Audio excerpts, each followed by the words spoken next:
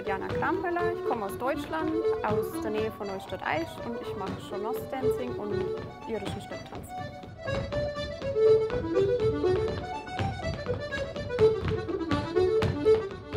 Ich war 15 Jahre alt und ich habe einen amerikanischen Stepptanz gemacht und ich habe es gehasst, mit die Arme Bewegungen zu machen. Und dann hatte ich eine Brieffreundin, die mir vom irischen Tanz erzählt hat, und dann hat sie mir eine Lehrerin gesucht in Deutschland, was damals schwer war, und dadurch bin ich zum irischen Stepptanz gekommen.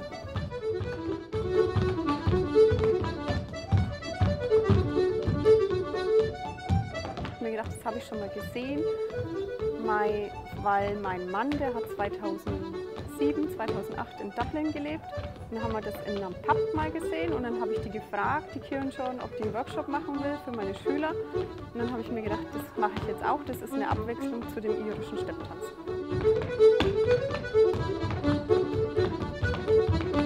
Das ist aufregend.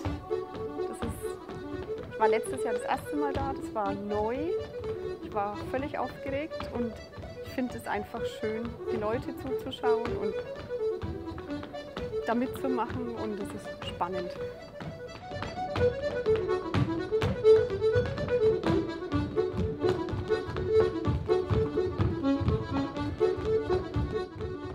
Ich habe die gegründet 2008 und habe angefangen in einer Sporthalle mit 5 Schülern, weil mein Schwiegervater gesagt hat, ich soll doch unterrichten und nicht nur tanzen, und am Land gibt es sowas sowieso nicht. Dann habe ich angefangen und es ist stetig gewachsen und jetzt habe ich ungefähr 100 Schüler tanzen.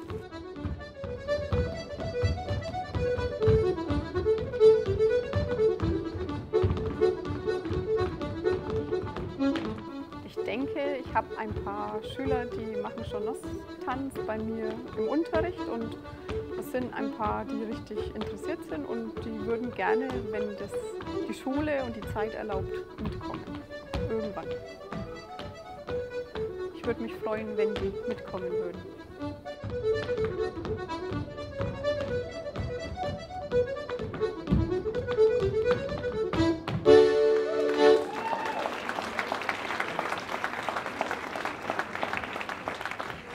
Margaret, Tatjana.